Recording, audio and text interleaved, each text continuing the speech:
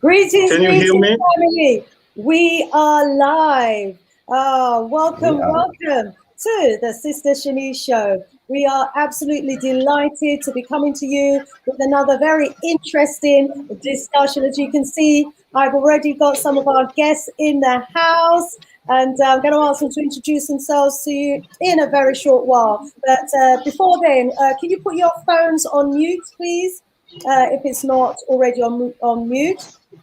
Brother Sean, put your device on mute. Thank you so much.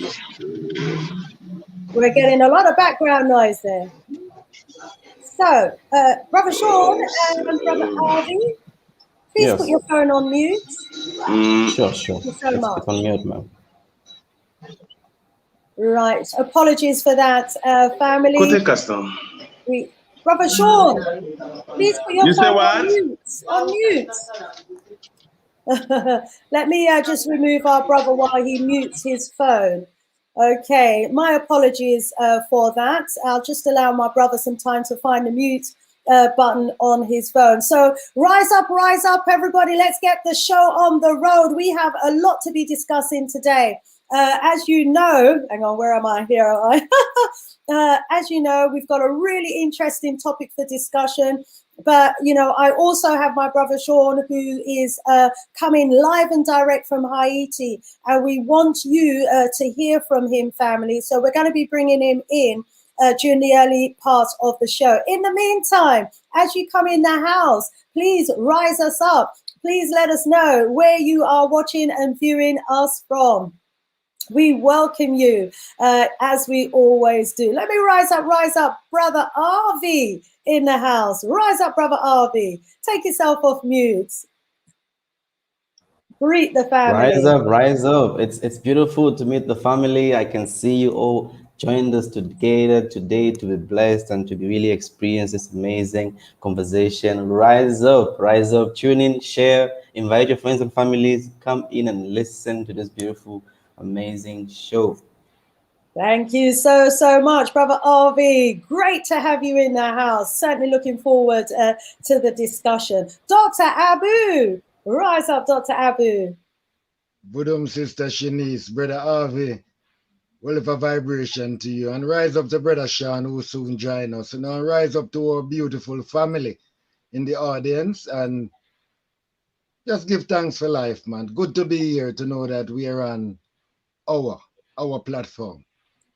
Ashe, definitely. Good as always, Dr. Abu, to have you in the house. We're expecting Brother Jammers to be joining us shortly as well. And we're also expecting Sister Sheila to be joining us around about 9 o'clock today as well. Brother Sean has dropped off in the background there. Once he gets his set sorted out, we'll definitely be bringing him back. So who have we got in the house so far? Come on, family. Let us know that you're in the house. I can see we've got the Jamaican Junkra in the house. Jamaican Junkra channel. Rise up yourself. Great as always to have you in your house. You must say, Voodoo, African family. Voodoo, right back at you, my brother. We've got Natural Mystic in the house. Rise up, Natural Mystic. Greeting us, the family from the concrete jungle. Rise up. And we've got Iola in the house as well. Greeting us from Kingston. Hey, rise up. Is that Kingston, Jamaica, or Kingston here in the UK, KK? Let us know. So, yeah, you need to sign in to YouTube in order to message us and join the chat. So do sign in so that you can join us. Rising Up KZ as well. He's saying, bless up, sister. Bless up yourself as well. Mr. Wilfred, yes, good to see you in the house. Saying greetings to everyone. Greetings, black at you, my brethren. Yes, so the family's just coming through the door now, and we're ready to start. We really are ready to get this discussion on the road today because there is just so much that, you know, we need to be talking and speaking to you about here this evening. And wow. I know time is just going to fly by, as it always does once we get our discussion going. And so, you know, I'm keen to get going as soon as possible. Okay, I've got a few announcements to make very briefly. One's just come to mind, actually, and that is that this coming Saturday, we have the African People's Alliance, the All African People's Alliance event happening this coming Saturday. That's Rapid Africa Plan. That's the organization that has the blueprint for industrializing Africa. They have got a massive event that's going to be happening this Saturday, and it's from 5 p.m. UK time. So from that, you can work out what the time is your time. Okay, so if you're interested in that event, just go to Google and put in RAP for the Rapid Africa Plan, All African People's Alliance, and the details will come up about that event that you can actually register for as well. Okay, and also very, very importantly, what I want to just briefly mention here today is about the situation in Haiti. We've lost our brother Sean, who we had backstage a moment ago.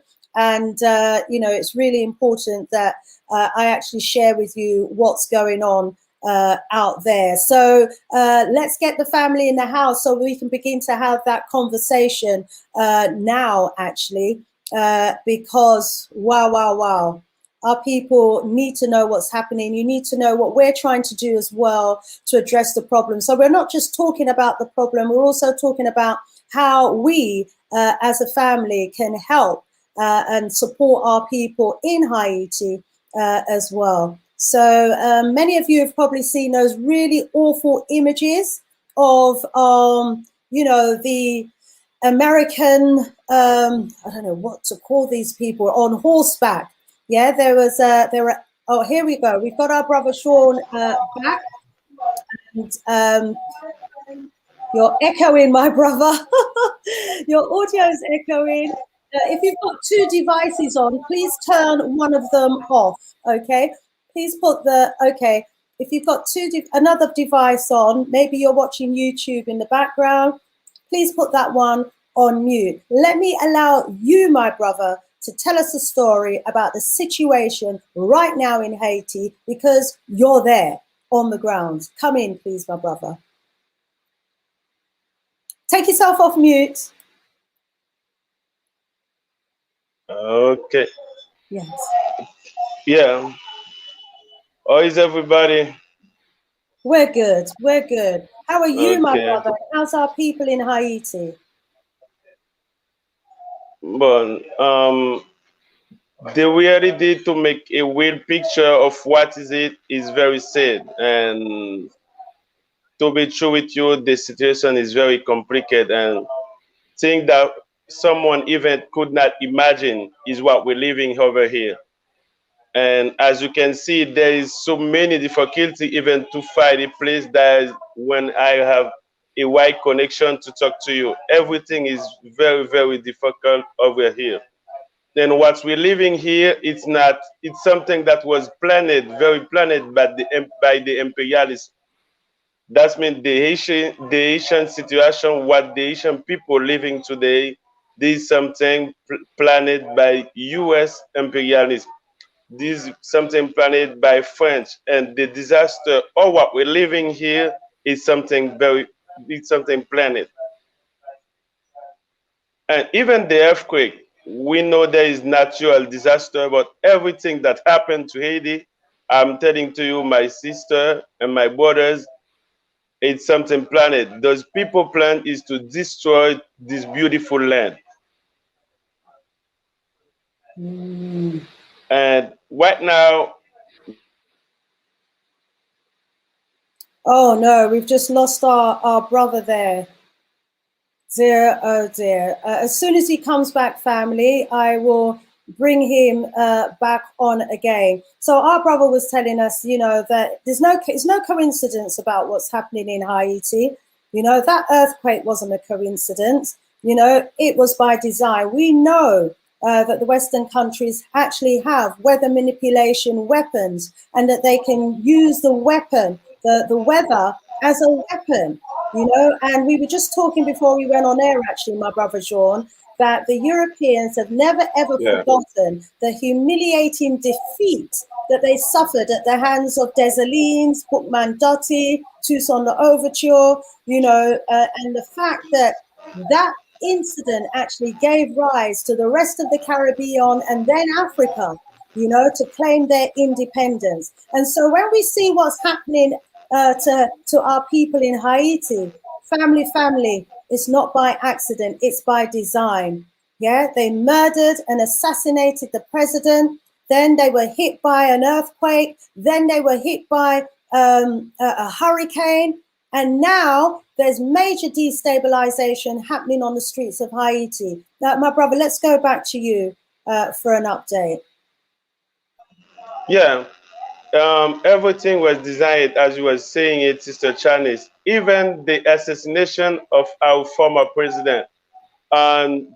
Thing that people are not telling, on June 2nd, 1 month before the assassination of the former president, and the former president was in Turkey. He was dealing with the Russian people and even accept the Russian to have the embassy in Haiti, because Russia have offered us to help us with electricity, with infrastructure and everything that he accepted. And this is the main reason that he's dead, and nobody have talking about it. So just that means we have a lot of. Say that again for us, my brother. So the week before he was assassinated, he'd entered into an agreement. He visited which country? Did you say? Was it Turkey that you said he visited? He visited Turkey, and he was in Turkey, and Turkey. And Turkey. Yeah, yes. And yes, and he'd entered into an agreement with them for them to supply Haiti. He visited Turkey, and he has signed it and contract to the Turkey government that will help him. Yes. Yeah. Carry on. Carry on, my brother. Slightly delayed, but please carry on. So these are some of the politics going on. And after, when he come back from Turkey, when he come back, yeah. When he come back from Turkey, and he have accepted the Russian people to have their own embassy in Port-au-Prince, and even received the ambassador, and even received the letter of acceptance that Russia could have his own embassy. And this is the main reason of the assassination of the president. And people, this is thing that people are not gonna talking about. And everything that is happening in Haiti, U.S. head is behind. Even, let me make a short story of those Asian immigrants on the border in Texas. 5 years ago, those same immigrants, Asian, they stole money from them. They say to go in South America to have better life. And those people have sold all the property to move to Chile and Brazil. They spent between $4,000 and $5,000 because they thought they would have a better life. They move with their children, they move with their wife, they move with everyone to a better life. And once they get in Chile, they was facing racism with the Pinela administration. Personally, I went there personally in Chile to see the situation of the migrant people. We start organizing some protests, and they took me to jail, and a lot of bad things happened to me. And those people are evil. This is why it's important, we as Black people, we need to have a summit especially about Haiti, about what's happening in Haiti. Because all what is happening is designed. Today is Haiti. Tomorrow it's maybe, I don't know, Ghana, South Africa, any other country. We need to stand up and say, no, it's what's happening with Haiti. And there's some people now, they could not went any place, any decent place in South America to stay because they didn't have any legal status. Because there is a law in Chile, if you didn't have any legal status, You cannot have a work and you cannot rent any place to stay. And for 5 years, they are turning them around. They are turning them around. And now they are hungry and they are not working. And they are a foreign country where they have nobody giving to them. And they didn't have the right to have a decent work. And they decided to move on foot from Chile to United States. You know, Chile have border with Peru. From Peru, they cross Colombia. From Colombia, Panama. From Panama, Guatemala and Honduras, Mexico. And now you see what is happening to them. And the border of Mexico and Texas, you can see all they are being humiliating. When we imagine U.S. is ready to receive 37,000 of Afghans. Afghan, a country that so they call the enemies. And they say Haiti is a French country to them, is their friend. And now they are deporting 10,000 people of the friend. And now the situation in Haiti now, since like more than 5 days, people is everywhere in the street. They don't know where to go. They have been deported without nothing. And many of those people, they are not from Port-au-Prince. They don't know anybody. This is the situation. You imagine you have the assassination of the president. You have the earthquake, and now you have those people, and you have even the police people, which is not effective. That means this gangster warning everywhere. There is no government. Even the actual PM, the prime minister we have, he was involved in the assassination. That means nobody trusts him, and he can't run the country. That means this is the situation that we're living. That means there is no electricity nowhere. There is no internet connection. That means me, I've made a huge effort to be in touch with you. That means I'm traveling so far to find a place where I can be in connection with you. That means we need to stand up and say no, because with all this pain, the Asian population is still strong and want to fight to get back his dignity. This is what is good with African people. No matter the situation we are, our mind, they can enchain our body, but our mind is always free. Yes. And we want to stand up. We want to make the true evolution and the will that will get us emancipated. And we need the community. We need the Pan-Africanism. This is what we need. As we're talking now, we need to put our idea together. We need to stand for our people. I don't want black people to think it's Haiti murder. This is the West. This is a black West. This is what we think. This is how we need to start thinking it. That's mean it's not Germany, because they want to make Haiti an example. And Haiti is first, and after Haiti, because Haiti is the first black independent nation in the world, and after Haiti, and now they will start doing it with Jamaica. They will start doing it with other countries. This is what we need to stop now. This is what we need to stop. As I was telling, on November 12, on 2018, I went to Chile and start protesting against the treatment of the government, of the Chilean government to the Asian. And you could see it, even the foreign minister come and treat me in person. And the guy took me 4 days in jail. They beat me. They say, what are you telling us? You want to free your people? And I think I sent this video to you because it was everywhere on the news, every word, what's happening to me. Yes. They are but we are still strong and we want to fight for our freedom. We want to take our sovereignty back. And thousands of young people are behind me. And they say, we need to live free or die. That means we are not free. No matter the situation that we're living, the most important thing, that's our spirit, our mind are always free. That means we just need help of people like you, Sister Chanis, of people like Dr. Abu, of people like you, my brother.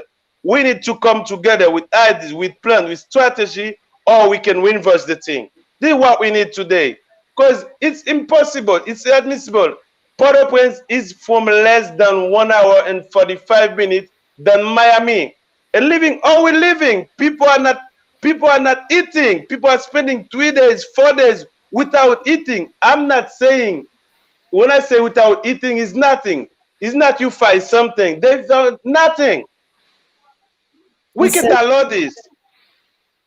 so we can. They are punishing Haiti because Haiti is still paying the price of its independence. That's We right. cannot accept it. We cannot accept it.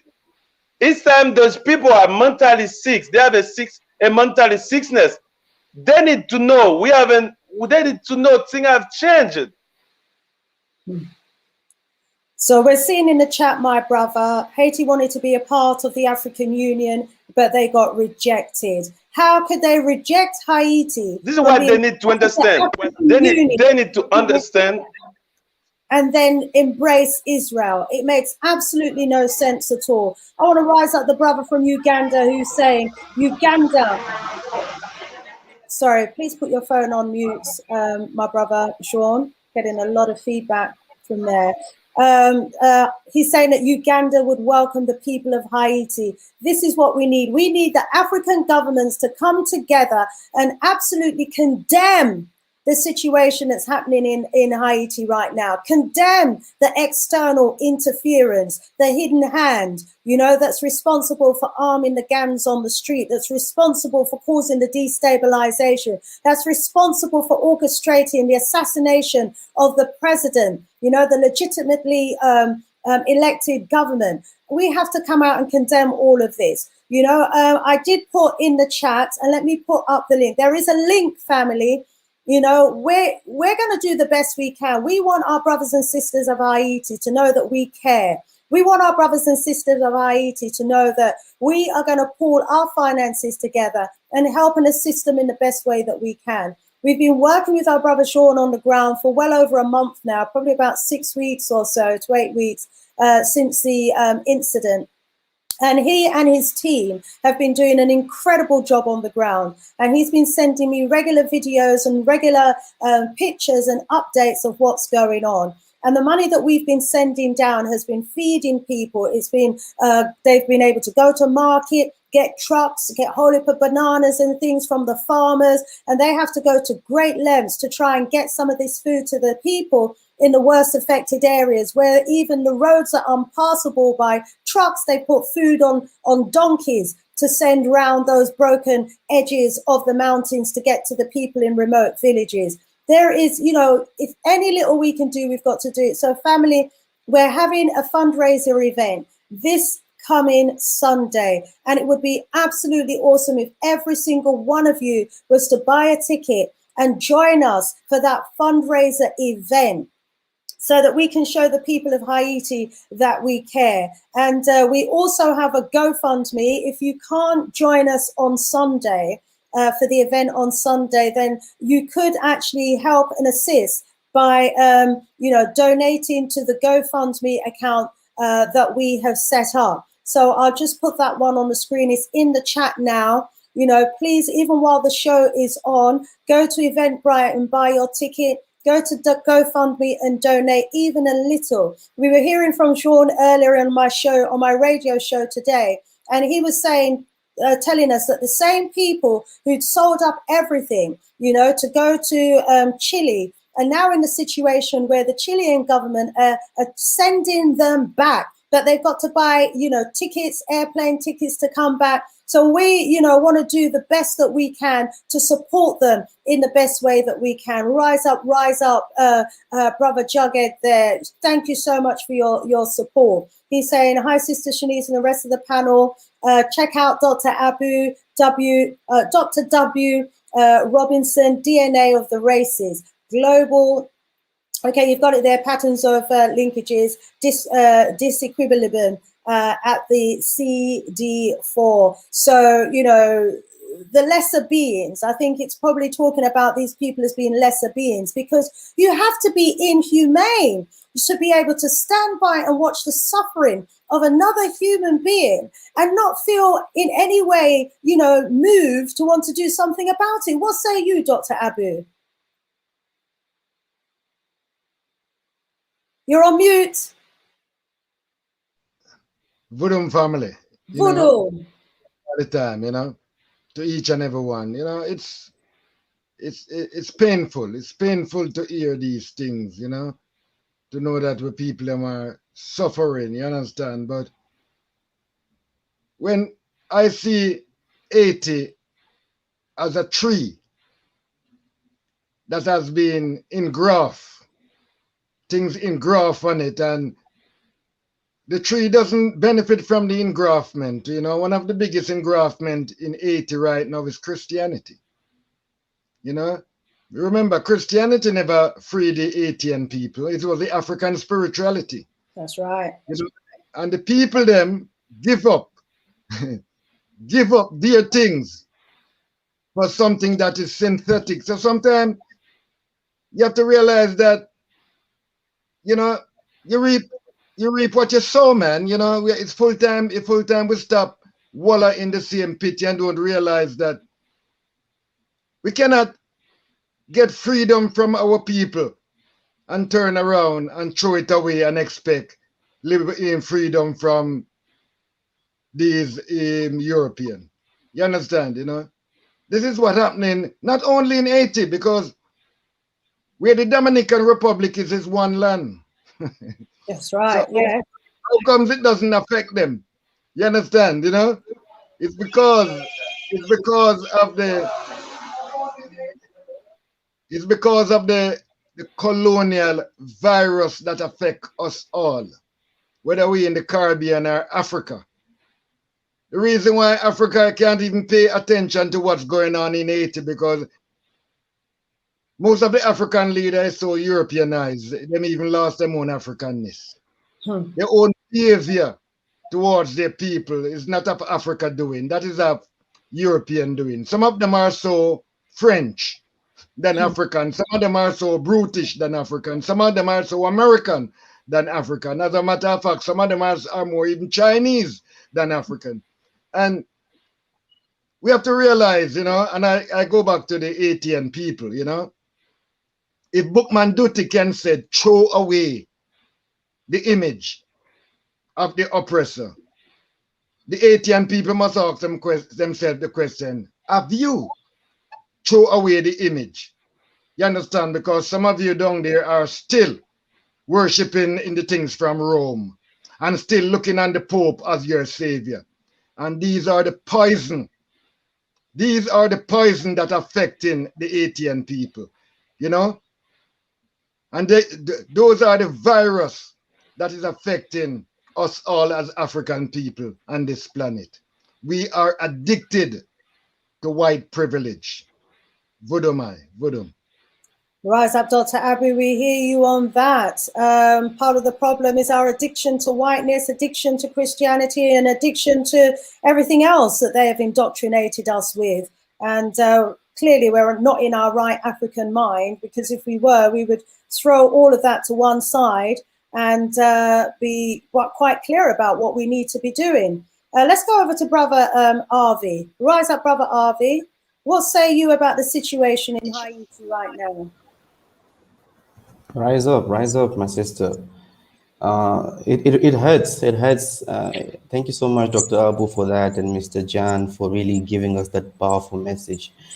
We know, Sister Shanice, we made some mistakes. You know, as Africans in the first civilization, you know, we made some mistakes, and because of the manipulation of the laws of the universe, that led to the destruction of the tectonic plates that we have today divided into the continents.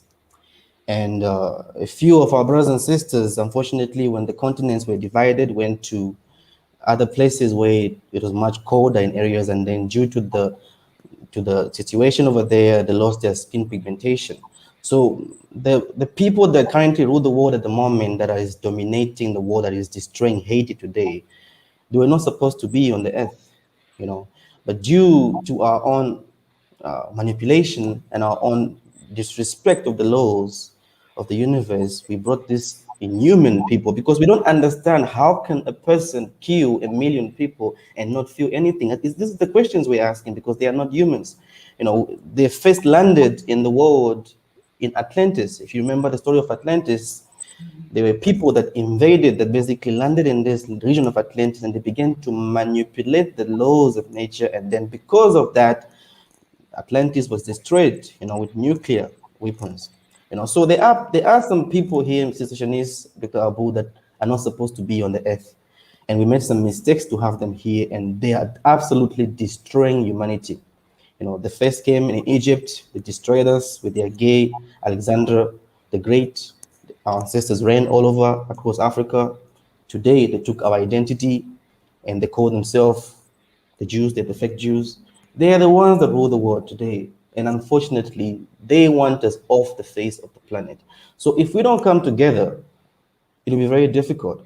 Our brothers and sisters in Haiti are suffering, they're dying. If we as Africans, like you say, do not organize a way we can invite them to the continent, provide for them the means to live in the continent because they are suffering. Those earthquakes is not natural. Sister Shanice mentioned about the weather manipulation.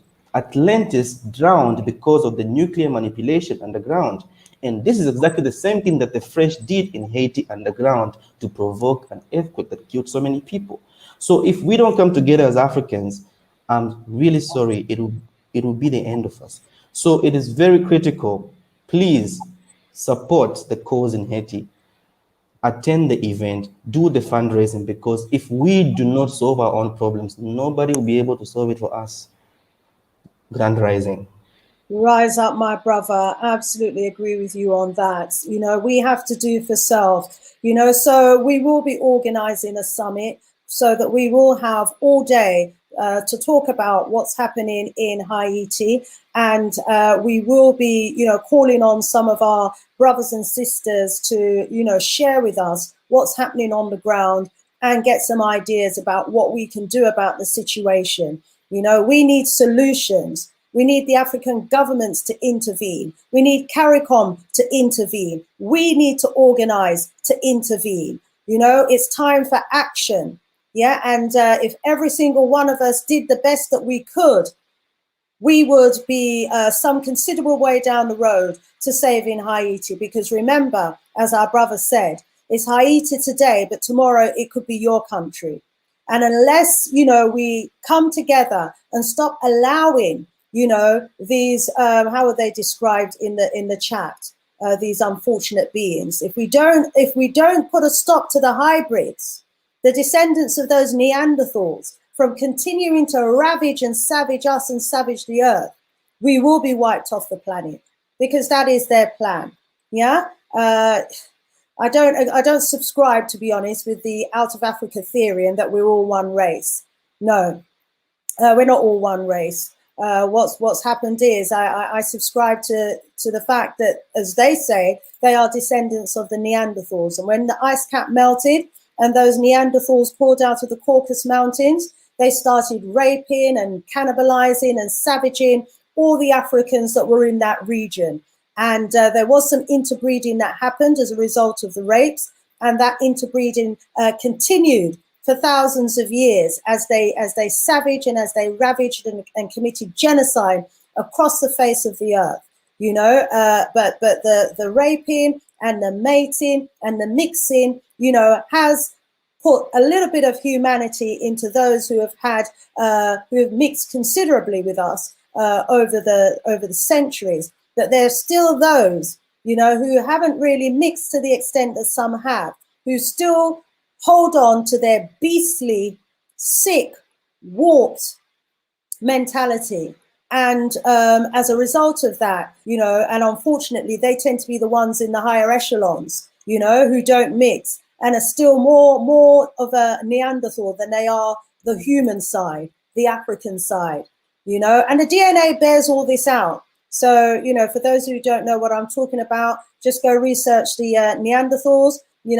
5 years ago, if you research Neanderthals, you'd find lots of white people. These days, they're painting some of these Neanderthals our color. Hey! You know, 10 years, up to 5-10 years ago, when they were talking about how they evolved from monkeys and apes, you know, they would go from an ape to a white man. Now they're going from ape to a black man. You can't believe, you know, the nonsense that their scientists are actually peddling out right now. But one thing is for certain, you know, we are a different species. We have humanity. We have love for the world. When we went around conquering the world, it was to bring enlightenment. We weren't conquering. We were taking over territories that were, you know, less advancedly developed than the territories that we were coming from. And we were contributing towards the development, the enlightenment, and bringing civilization to those regions that we went to. But these people, as they conquer, they bring devastation. They torch the cities and the kingdoms that were there. They murder and kill and rape the people, even the animals.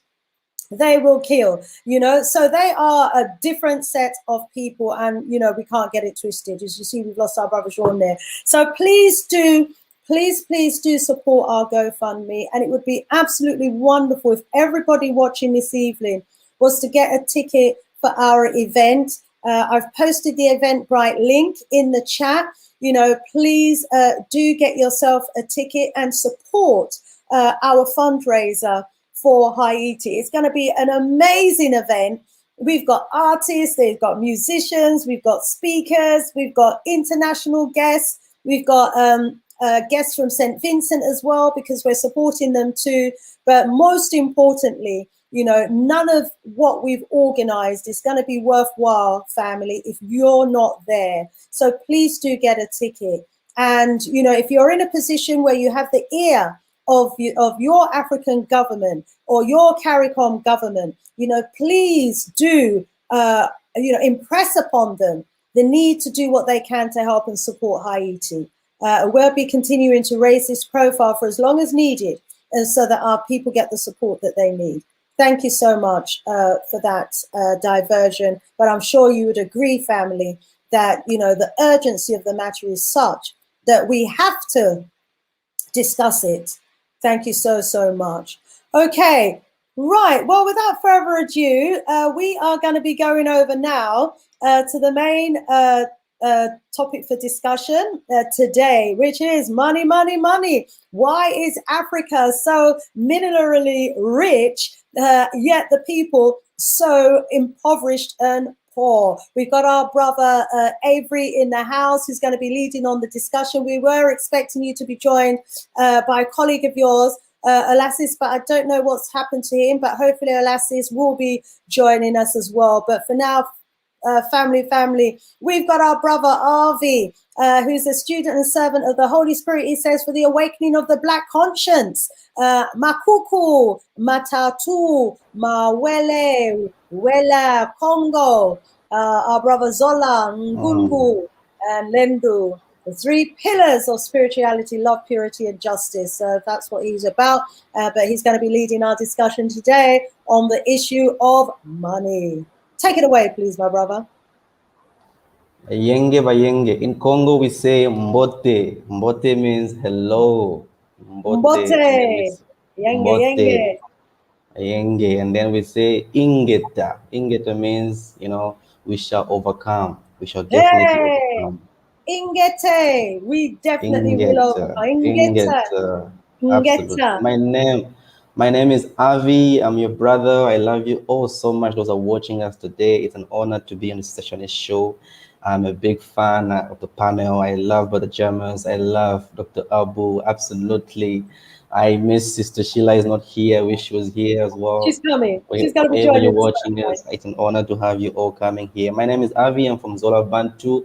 It's a community of love, purity, and justice. In Congo, we say Zolanga Angulendo Takumpamvu Nzinga. It means love, purity, and justice. Because if you go to Egypt, you notice that the Egyptians built the pyramids in a triangular sign. It was symbolic. It was the 3 pillars of spirituality, which is love, purity, and justice. Love are the priests, purity are the scientists, and then justice are the judges, basically the politicians. So they balanced the entire pyramid into the priests, the scientists, and the governors. So the pyramid was like this because the priests were on top. They were connecting the entire society to the ancestors, and then the scientists were the ones that was getting the information from the ancestors to design the environment in the perfect way. And the judges were basically the ones that was governing the society. So the scientists could not do anything without getting permission from the priest, and the governor would not do anything without getting permission from the priest. That is why in Egypt, the priests, which were mostly women, by the way, because women were the ones who were the priests, they were the ones that was giving the direction to the judges and to the scientists to develop the society. So in Egypt, all our pharaohs only married the daughter of the priest, because it was a law in Egypt, in Kemet, for the pharaoh to marry the daughter of the priest to make sure that him as a judge, as a governor, to govern the society in the right way. This is why we had such an elevated kingdom in Egypt, because we had this pyramid on Sakumpa Mvunzinga that guided the entire civilization. But because after some time we began to intermarry with different nations, the Babylonians and the Assyrians, people began to come to Kemet and Egypt, and we began to adopt different lifestyles, and then we began also to lose our values. If you study about Pharaoh Kenatu, today they call him Akhenaton. His name was Pharaoh Kenatu, and he was the last one that was able to maintain this pyramid structure. But because of his mistake of marrying a princess of Babylon that became his wife, that gave him two daughters that Nefertiti, and the other younger sister, who later on married the prince of Babylon that came to invade Egypt. This is how our Sakumpa Mvunzinga fell, and the Greeks came and invaded our nations of Egypt, and we were forced to run away into Southern Africa. In this journey that the Bible speaks about, the exile led by Moshe Massa, our leader, and we spread across the entire continent of Africa. And this is where our pain began. We ran in an exodus of over 1,000 years. They claimed to say when they came to Africa, they found us with no clothes, but we were running up and down for 1,000 years of exile. We lost our clothes. We lost knowledge. Knowledge began to be transmitted orderly because we lost our books. A black man wrote. We had the first universities in Kush, in Egypt, but we lost this because of the exile. We were being killed everywhere. My dear brothers and sisters, we came to appear in the heart of Africa 690 AD. After 900 years of being chased around and being killed everywhere, the Bantu people, you and me, the brothers and sisters in the Haiti, all of us in the Caribbean, in Jamaica, this is our story. We began to rebuild our kingdom slowly, 690 AD, but unfortunately, you know the story. In the 14th century, the Portuguese explorer Diego Cao landed in the heart of Africa. They tell us that they came to look for resources and land, but they knew our story in the text that after we left Egypt, we ran to the south of Africa. And they came and colonized us. They enslaved us for 98 years, and they put us into colonization for over 500 years. This is our story. So it's because we lost these principles of Ubuntu. African people are people that vibrate in Ubuntu. So what does Ubuntu mean? When we speak about spirituality, I know we're going to dive into resources, but you need to understand the foundation to be able to understand why are we so poor. That's why I'm trying to align this story for you. We lost Ubuntu. What does Ubuntu mean? Living from the inside out. When you are a Western person, you live from the outward in. It's what you do outside that gives you the satisfaction that you are elevated before the highest. But Ubuntu people are people that live from the inward out. Kimuntu. I'll give you a simple analogy. A human being is like a car and a driver. The body that we wear, it is just matter. The energy lives inside. Okay, it is the driver of the car. So the energy requires the car to function. Many of you know how to drive. If you have a car, you need to put the fuel. You need to put the requirements that the car needs to function for you. So as a human being, you need food, you need shelter, you need everything that feeds your physical body to allow your spirit, your muntu, to excel in this particular universe. So this is just a brief for you to understand Ubuntu and to understand Kimuntu. Now the question we're trying to ask is, why is Africa resource rich, but yet we are poor? It's because the primary problem is we Africans. We are to blame. We are the primary problem. The second problem is the Western people. And now we have the Eastern people, the Chinese as well. But why do we say we as Africans are the ones that are to blame for our problems? Because Africans are divided into three categories. We have 1.3 billion Africans, over 140 million Africans in the diaspora. All of these Africans can be divided into three categories. We have the Africans, Coons. We have the Africans, CANT, and we have the African, CAN, like Sister Shanice, Dr. Abu, the Africans. But unfortunately, of the 1.3 billion Africans that we have in Africa, the Africans are only 5%. Only 5%. The Africans are 80%. And then the African are only 15%. Now let's do the maths. 5%, 65 million Africans. 15%, 195 million African, like Sister Shanice over here, Dr. Jammers, and then the remaining 80% are Africans. But who are Africans? Africans are rich. They have so much money, they're enjoying life, they work for the oppressors, they have signed treaties with the oppressors to destroy Africans. They make sure that Africa remains as a reservoir of primary materials.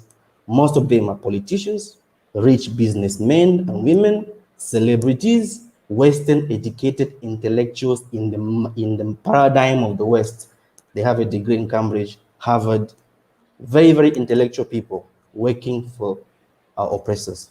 So all these categories of Africans, they control the entire economic institutions of Africa under the supervision of our enemies. But they only make 5% of Africans. Now, second category, the Africans, CANT.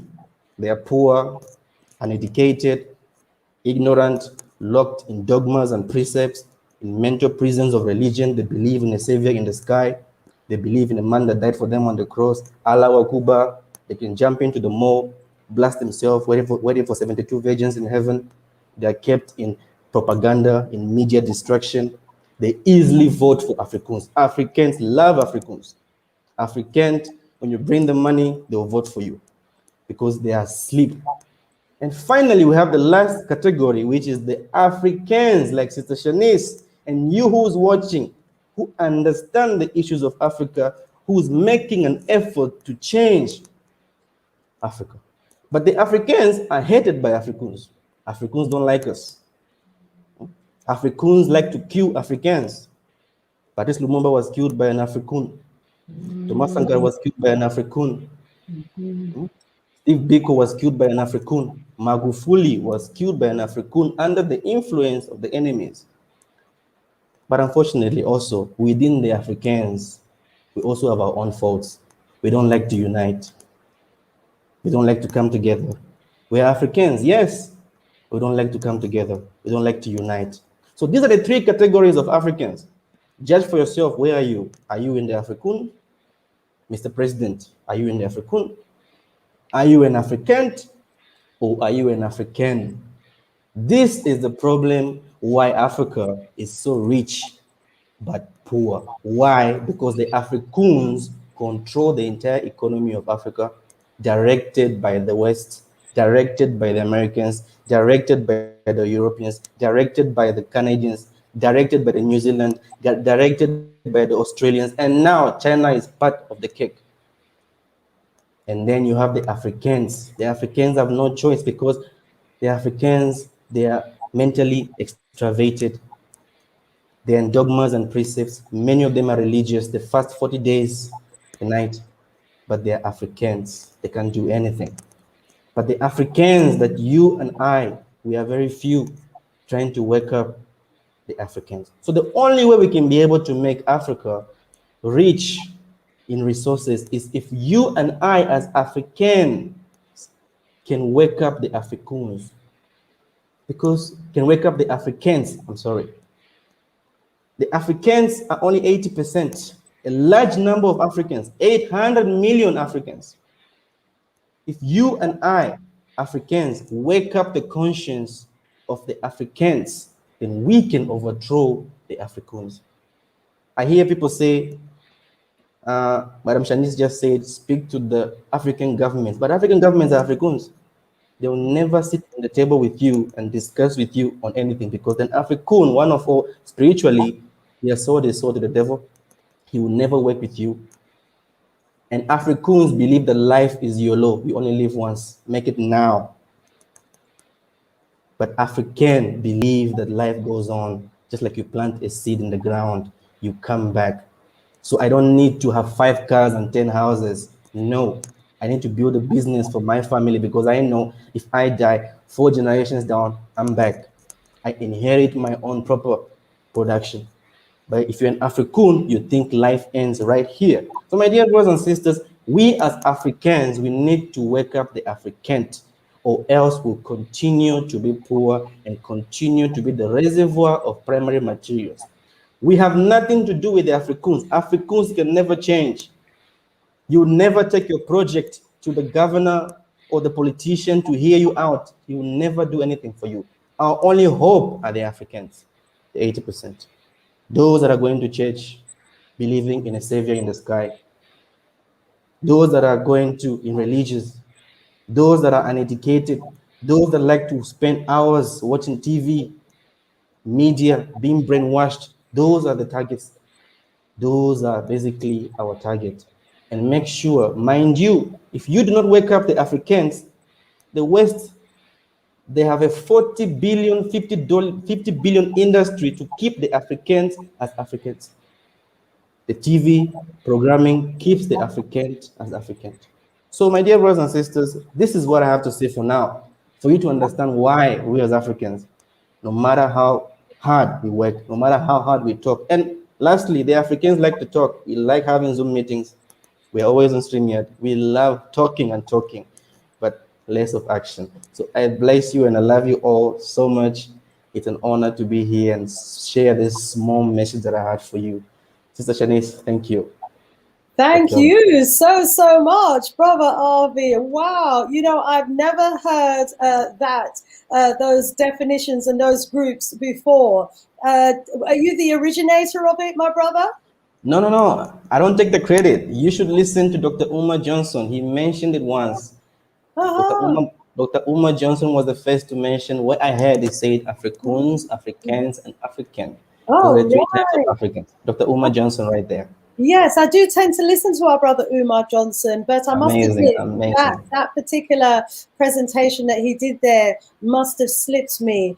But I think it illustrates, you know, to a large extent, the challenges that we have. And then, you know, if you overlay that with the those who have the integrationist mindset, you know, as opposed to those, you know, who have the segregationist mindset. So quite often we might think we're sitting around the table with our brothers and sisters and we're all on the same page. But there are those who will be at the table, our own brothers and sisters, who are quite happy with the status quo and want, you know, the Europeans to be the masters and to run our affairs and our governments and our education systems and our political systems and everything else. You know, the integrationists, the Africans, potentially.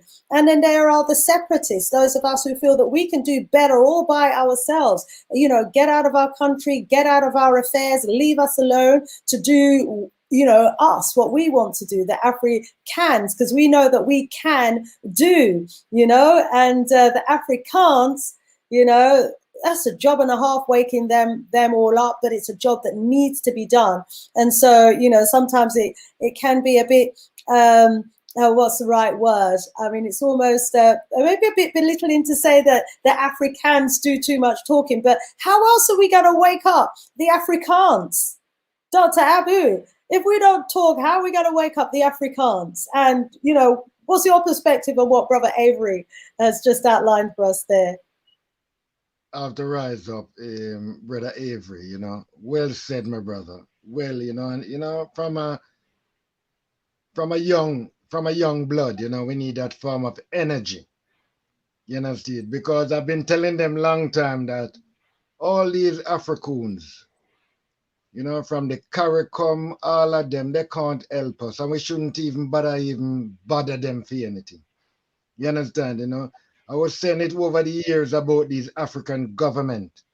You understand? You know, they doesn't have our interests. You understand? You know, and as the brother talk about the African is so full of synthetic things. African woman out there with Indian hair and all of them, bleach them skin and all of these things are addiction, blood. You know, see it. And as I was saying earlier on, even when the house caught a fire, the addict doesn't even know that the house is on fire until he starts to get burned. You understand? You know, and this is what they do. You know, just like what's going on in Haiti. You know, them have the African right pan Haiti called Dominican Republic. You understand? You know, and them use them to keep it. Them have the same African as government in Jamaica. And we can name all of them here, but because some of us, the African, we have family who is African, and you know, we see the African as the black sheep of the family. You understand, you know? And the whole thing about this, when the conqueror give you a personal savior, a personal loan, a personal trainer, there is nothing collectivity in your mind anymore. You understand? Because even those who doesn't have it, you know, afraid to come together. You understand that we can have it collectively. You know, and this is what they have done to us. You know, you shouldn't walk in around and talk about I am rich, I am a millionaire. This wasn't an African talk. This is a European narrative. You understand? All these things, I am an entrepreneur. An entrepreneur is a goddamn thief. An entrepreneur is a pimp. An entrepreneur is one of those who go around and con other people, because the word entrepreneur is a French word. You understand? So how come we are label our children with these now said, him go out there and become an entrepreneur? No. Go out there and be a good person. You understand? You know? Because all the entrepreneur them I know, and I'm not talking these wannabe. I'm talking about entrepreneur. Entrepreneur is the same set of people them who's robbing our minerals. You understand? You know? Entrepreneur is the same set of people them who set up the same kidnapping our people. You know? Entrepreneur is the same set of people them who put synthetic weapon under the sea to damage Haiti. So I don't want to sit in company of either black or white entrepreneurs. As the Rastaman said, death to black and white oppressor. And it's full time. It's full time we come out of the popularness. Because all of those things is popular. And all we do, we pop out in all kind of disease, all kind of sickness, all kind of horror that affect us. Why? Because we are afraid to throw away the image of the oppressor, because it becomes such a repetition in our life that we even name our children of the oppressor. Vodum. Vodum, Dr. Abu. I've posted the link in the chat for those who might want to join us in the conversation here. We're expecting Sister Sheila to come and join us in a very short while. Just giving my computer some juice there. To be joining us in a short while. I'm not sure what's happened to our brother Jammers, but he should be joining us as well. I know he was looking forward to the conversation and the discussion that we're having here today, which has taken slightly... We in London, and he may be stopped by the police. We can't rule that out. We can't rule that out. Who knows? Yeah, but hopefully that's not the case, and that he will be joining us soon. I can see he's now online, so let's hope that he'll be joining us soon. So I've posted the backstage link in the chat. So if we have any family members that want to jump on board this conversation, please do. We're getting some fire, voodoo fire. Rise up, and let's go over and see what some of our families saying. This one's saying, imagine if all the Africans and Afrikaans could set the solidarity alarm for 1212 globally. Wow, what a wake-up call that would be. And the truth says, Africa is not impoverished. It is the collective mind of the African people, aka Black people worldwide, that is impoverished. I have to totally agree with you on that as well, because, you know, as we all know, you know, when I was thinking about the situation, about the monetary situation and impoverishment of us as Africans, you know, the first book that I picked up was How Europe Underdeveloped Africa, Walter Rodney, 1973. And, you know, in that book there, it starts off by talking about Africa, you know, and the thriving cities and kingdoms and empires that Africa had, the industries that Africa had before the coming of the Europeans and up to the 15th century. And, you know, back then it was Africa that ruled the waves. It was Africa that was sailing and Africans who were sailing the seas. It was Africans who were the traders, the ones who were trading goods and materials between, you know, the African brothers and sisters in other parts of the world, you know, and it was only after the Arabs and the Europeans, you know, following a series of invasions and right across the continent, you know, and then eventually our enslavement, apartheid, and all of their colonialist policies, and now neo-colonialism, all of that downfall has contributed to where we are today as a people. And but, you know, there were some brave ones, some Africans who were amongst us, who decided that they would rather die fighting than live a life as an enslaved African. And they rose up across the continent, and they rose up on the Caribbean as well, and they fought. And as a result, in the late 50s, early 60s, we gained our independence. Well, so we thought. We thought that we were independent of those colonizers, but as I say, they went out the front door and they, you know, left behind their colonial economic systems that doesn't benefit Africa. They left behind, and we inherited their colonial monetary system that doesn't benefit Africa. We inherited their trade systems, and the roots of which don't benefit us as Africans. They left behind, and we inherited their capitalist system that doesn't benefit us as Africans.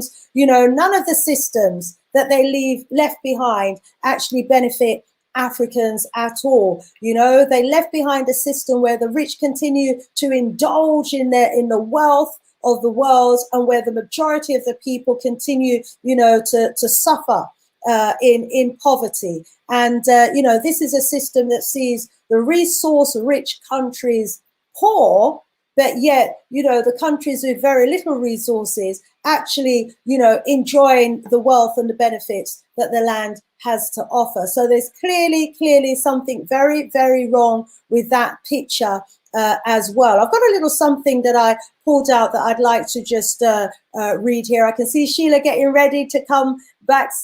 Come on, you ready, Sister Sheila? She's still making her way home by the looks of it, but let's bring her on to greet the family. Rise up, Sister Sheila. Where are you at? I am coming from a studio in North London. So I am in the car, but I'm not missing the show. So I am, you will make do with me. Rise up, Brother Abu. Rise up, Brother Arvi. And rise up, Sister Shanice. I hope you can hear me, even though you can't see me clearly. Yes, we're hearing you loud and clear, my sis. I'm glad to have you in the house, as always. Now, I was just going to read a little something. It's just a paragraph, and then I'd like to go around and have your comments on this. It's a piece that was written by a brother. I think he's a brother, because the name is Ras Benjamin, and the title of it is Debt and Its Racist Dimension in Africa. And he writes, the general consensus amongst many African economists is that external debt of African countries is clearly odious, illegitimate, and immoral. It is a tool that the West are not prepared to relinquish. It is a tool used as an instrument to perpetuate their control and dominance of the economies of Africa and to reduce international competition and gain world domination. Debt has a racist dimension because of its impact on the people of Africa. It is estimated that about 19,000 children per annum in most African countries die of preventable diseases. This is a direct consequence of the deterioration of the health systems or lack of public investment, crowned out by debt service. This would never be tolerated in Europe or America, but the lives of people in Africa are clearly considered to be less important than those in the north. So says our brother Ras Benjamin. Welcome, Sister Sheila. What say you, my sis? What I say is that Ras Benjamin, our brother, gets it. And I go further and ask, who is supposed to value the life of Africans? Who is supposed to value the life of Africans? Yes. Are we waiting for the colonizers and oppressors, or as one of our brothers called genocidal maniacs? Are we waiting for them to value the life of Africans? Or is it our business? Is it our role to value our own lives? These are our lives. These are the lives of our children. So who are we giving the responsibility to value our lives? That is the first question. The second thing is, when you look at the plight that we, the African people, have suffered in the hands of the Western people, it is actually them that should be paying us damages for damages. It is not us that it's not us that should be owing them money. Now, in the UK, after you've had so much debt, let's say you've had too much debt, there are actually debt charities and debt organizations that you go and they negotiate for you or discuss for you, and in the process, your debt can get written off. They basically write it off as if it never existed. Now, such facilities exist for people here in the UK and in the West, such that when the debt is too much, you raise your hands in the air and say, I cannot cope with it. I cannot cope with it. And there are times that financial institutions have been fined for making debt too available to people. They dangle the debt. They say, have this credit card, have this loan, have this and have that. So the financial institutions have actually, and the creditors have been punished and fined for making debt too available to the people. So they're the ones who've been held responsible for giving the debt to people, rather than the people being held responsible for taking the debt. They'll be told, what do you expect? When you dangle the debt there and say this is free money, people will take. Then we come to Africa, whereby the debt keeps increasing because every year it accrues interest. And every year they dangle more. Like my country, Kenya, we are always getting more debt from IMF or from the Chinese or from wherever. Always the West and the East is always giving us debt, and we are sinking more into it. And they say that now every Kenyan child born is already owing the West some money because we are trillions in debt. But this is whereby I don't take blame. I don't blame the oppressors or the colonizers. We have to hold ourselves responsible for partaking in this game, for accepting this debt. The same way in the West, you can end up saying, this debt is too much, I can't deal with it. And then these structures are put in place to help you not sink in it. It's the same way African countries have to come together one day and say, you know what, to hell with your debt, do what you have to do. If anything, you people are the ones who are coming in our land to do all these things. And if we accrue debt through that, so be it. We are not paying a single amount of it. We give our power away. We agree to these debts. We sign up our agreements to it. I always say, if we just say we're not part of this, what's going to happen? Because if you look at the way the society is structured, they need us more than we need them. We are the people that have what they need. They don't have anything that we need. So why are we partaking in this game where we are losers when actually we are the ones on top? So this is whereby I say we Africans, we are the ones that need to stand up and find our worth. We need to stand up and find our value. And we need to stand up and say, you know what? Whatever date you said, I was not there. I don't honor it. I don't do anything with it. Deal with it. They will threaten to cut us off and do all these kind of things. They are empty threats. They need us. We don't need them. I give thanks. We give thanks to you, Sister Sheila.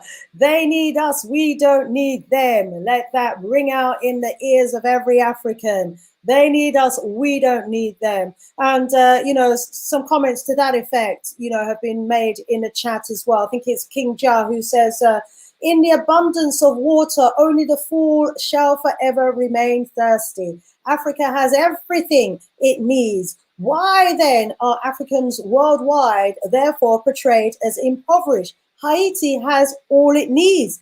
Haiti has all it needs indeed. But King Jah, I wonder if you were hearing us earlier when we were talking about the assassination of the president of Haiti. That wasn't done by inside. That was done by outsiders, the Colombians, and the fingers are pointing at the Canadian and the Americans of having been behind that as well. The weather manipulation weapons that have been used to cause the earthquakes and the hurricanes, the destabilization that's going on in the country right now. Somebody's financing those gangs. Somebody's arming those gangs with all of the equipment. It isn't the African governments that are doing it. So sometimes we have to see what's going on outside as well, and then work out a strategy as to how we keep these invaders out, who are refusing to leave our land and leave our people alone because they want to stop us from prospering. I was actually looking at the GDP of each of the African governments, and I'll come back to that after we've had the pleasure of hearing from our brother Jammers. Jammers, me I call you from a long time. I'll come, I just know you come. So as I meet with pass, I had to pass certain police to get here still, Well, I like to thank the brother. I've got some new words now to add to my vocabulary with the Afrikaans and Afrikaans, and Afrikaans, Yes. So yes, so I like to thank you for that. I've got a screen share. Is it working? Yes, yes. You want let's put that up. It's kind of tucked away down here, but there it is. Money. Right. So just a brief presentation on the word money. When you see those three words, MON, you should start running. That MON is a warning sign. The MON is a dark art that they're practicing on us. Every time you see the MON, it's a dark art that they're practicing on us. Right. So let me just get my trail of thought back. Yeah. So it's a dark art that they're practicing on us. Why is it a dark art that they're practicing on us? The MON, as in relation to the word Monday, relates to the moon. So every time you see the MON, you'll see it in all of their monarchy, you see it in the monastery, you see it in the denominations. It relates to a dark science that they're practicing on us. The basics of money, basically, as what has been said eloquently before, is to trick us out of being self-sustainable and to buy perishable goods. So this is the trick of money. Basically, it takes you out of that business, takes you away your ability to self-sustain yourself with natural resources, or have your mind working towards sustaining yourself and your future, and tricking you into getting something that will disappear in a week or a couple of years. So you buy something that disappears. Most of the other sides, cultures that practice this science, you notice, especially when you go in like a shoe shop or a clothes shop, you see they're not wearing the shoes that they're selling. Or if you go into the Jewish community, they're sticking with materials that they can keep. They're not spending outside of their culture. Most of them, when they come into our community as traders, they're coming to raid us. That's why they come into our community. We could not go into their community and take money off their men, women, and especially their children. They're coming into our community as traders to raid us to take money off our men, women, and children to fund their communities, you know, because they are practicing. Why is it a dark art? Okay. MON relates to the moon. This is what it relates to, the moon. So you'll see it in the word Monday, which is the moon day. You see it in the word monastery. You see it in the word monarchy. You see it in the word money. Why is this important? The moon represents darkness and secrecy. This is the science that they're practicing. You can really break it down to monastery, which is the moon astronomy. So moon astronomy is based on secrecy. Right, let's I'll put another slide up now. Can you see the other slide? Let me remove this one. And no, not yet. I've still got the money one here. Right. You might need to remove the money one first. Can you see it now? Now, yes. Right. If we look at the word M in money, the M relates to the Kemetic word mem. It's even the Hebrew word mem as well. It relates to the hieroglyphic symbol for water. Water, once again, the moon sign represents the power of the woman. It relates to water. It relates to the womb. The moon runs the menstrual cycle of the woman. So basically, this is the ancient symbol for water, and it comes from Tefnut. Can you see this slide? Yes, we're seeing it. Right. So the symbol for water, the M represents the power of energy. It relates to energy. So when you it relates to the woman's power of moisture, heaven, hell, because a woman controls time. You know, she controls whether you're gonna have a good or a bad day, and she controls balance, justice, and order. And also, the woman was regarded as both the right and the left eyes of Ra, which represents the man. A woman, once again, is the mother. You take away the ER from the mother, you see the word moth. The moth goes from the darkness to the light. So the woman is the unseen eye that gives the man the all-seeing eye. The woman works in darkness. She knows how to maneuver without any light, because to calculate, you don't need light. Actually, you function better without light, because to think, like to work out how much the family must get, you know, to share materials, the woman knows which way to move. Right. So what power did Tefnut have? And this relates to the science that they're practicing on us, because they've taken away the woman's power, because the woman is the best organizer, she's the best sharer, she's the best scientist. So they've taken away the power of the woman. And this is, so she was known as, once again, now this is important, she was known as both the left eye, the moon. Once again, this is where they get the word monastery from. They get it from the ancient Kemetic term moon. So they're using our science against us. And the right eye, sun. She represents moisture, because the womb, again, is the moisture of life, and dryness as well. You know, also the soul of God. So her name means she of moist. And the root can be found in most of the Egyptian words, moist and spit. Right, mem now, as well, it also in Hebrew, is connected to the element of water in Hebrew. The numerical value of the letter is 40. And you'll see in the Bible, again, why it relates to water. The great the great flood lasted for 40 days. And once again, it's connected to water. And it's also connected to reveal the hidden and the unhidden and the unseen.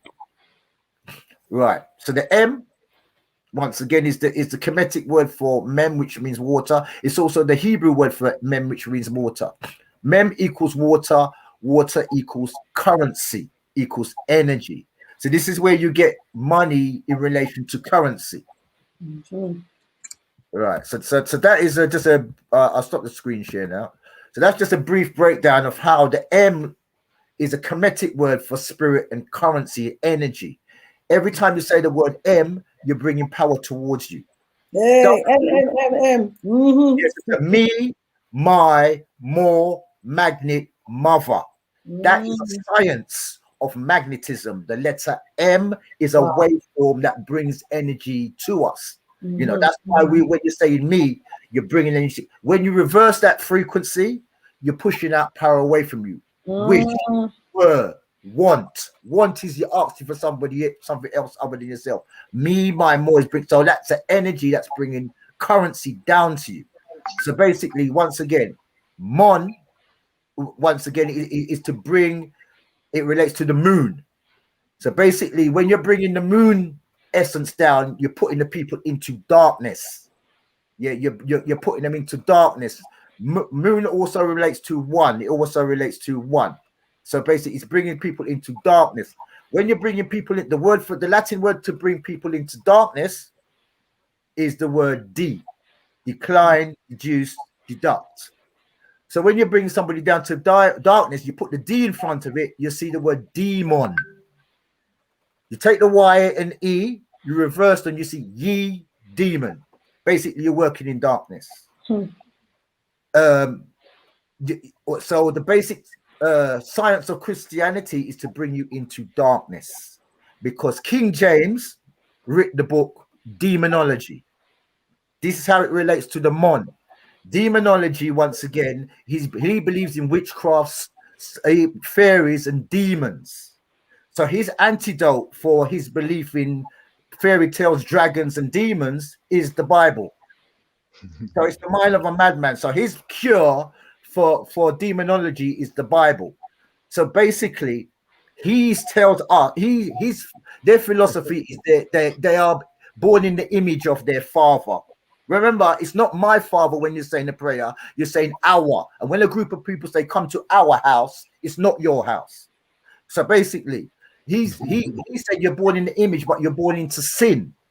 So if you're in the image of a father and you're born into sin, which father is this? Not my father. I mean, not say my father ain't brought me into sin. So you have to wonder, what father are they talking about? You're not. If a father is born into sin, you have to wonder what father. And it's not the father of the light; it's the father of darkness. You see. So what happens is they've as the solution, as they see you as being born into sin. So they want to keep you in that state of darkness. They don't want you to see the light. That's why the whole philosophy of it, you are born into sin. What is sin? And I'll get back to why it's related to money. Sin, when you slow it down, the first sound in the word sin, as the Spanish would say is C. S-I is C. Yeah. So the first sound in the word sin is C.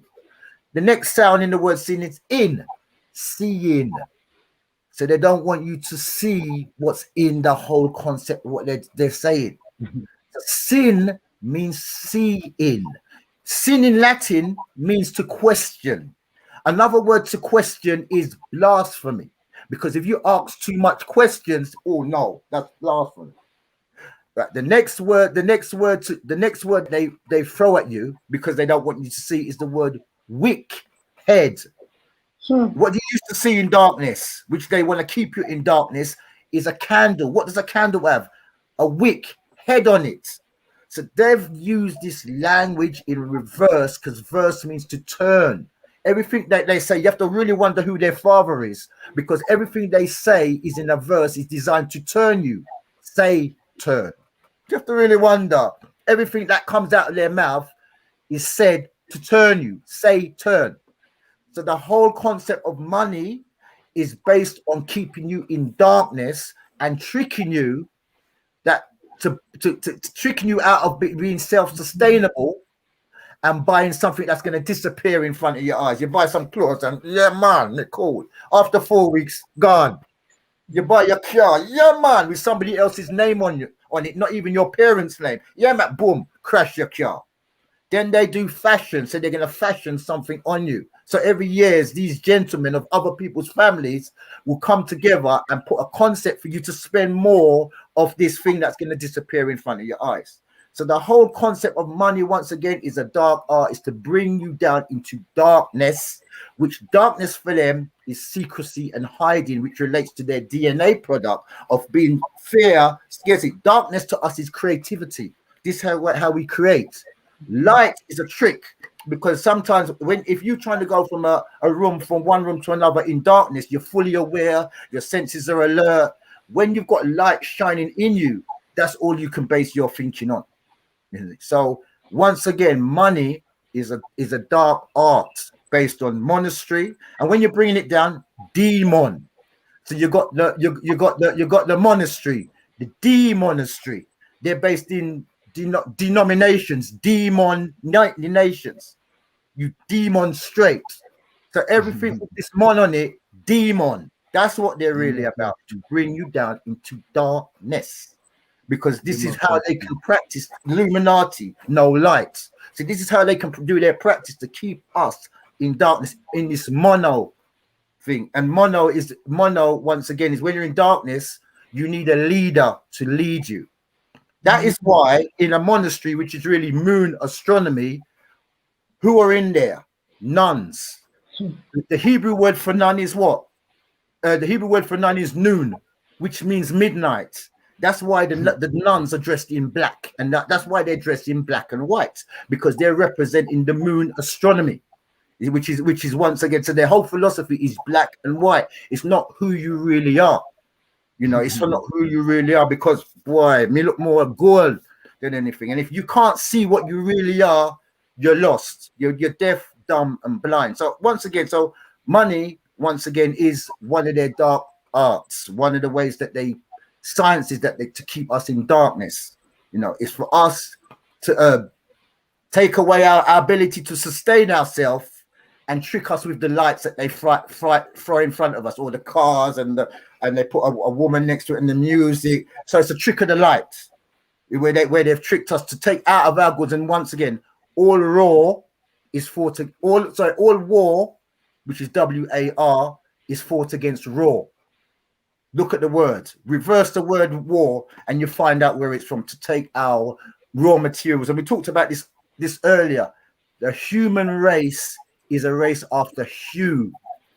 It's a race after. We're not part of the human race. They're racing after who? Because who are they racing after? Because anything in law is the origin. The person who is the origin, at the origin or the core, which is this is our birthright here. We don't need no papers. Is the one who owns, is the real owner. The real owner is this. That's why when you look at the word origin, once again, a trick of the word origin, they say everything in reverse. Everything they've done is say to turn you. Origin backwards, which is ORIGIN. When you reverse the word origin, you got the word NIGGERO. So origin backwards is Negro. So we've been tricked. We've been tricked into being traumatized by their trauma on us. You see. So we have to go back into our science. To our science, which darkness is our creativity. We are creativity. We have to have a moral code of how we work together. Don't follow the laws, because the law is a lure to trick you. And another thing before, and I'll come in before this.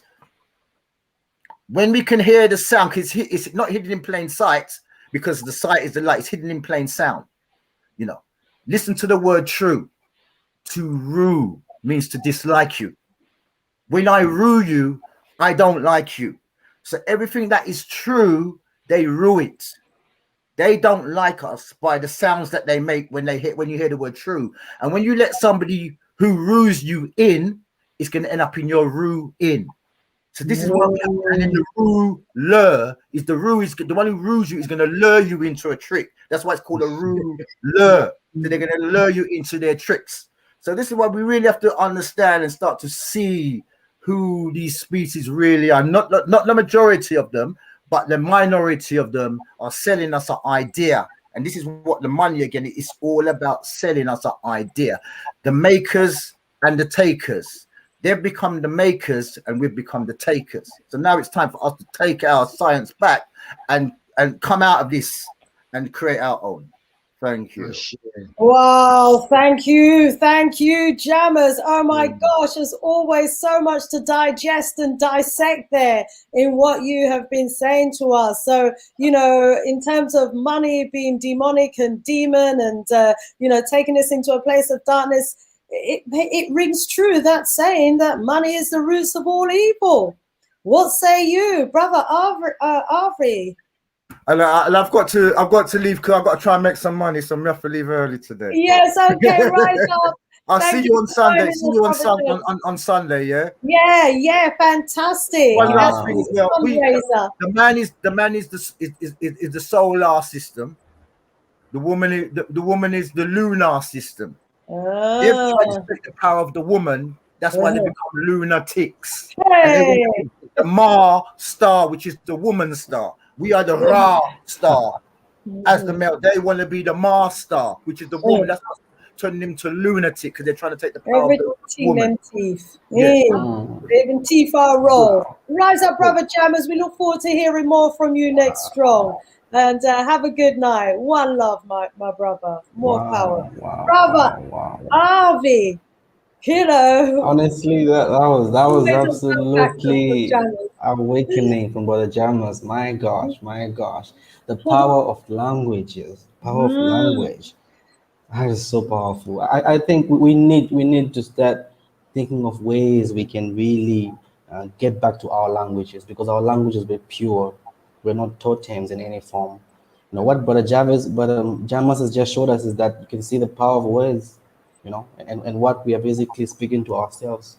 You know, so on the issue of money, we have to control our thoughts.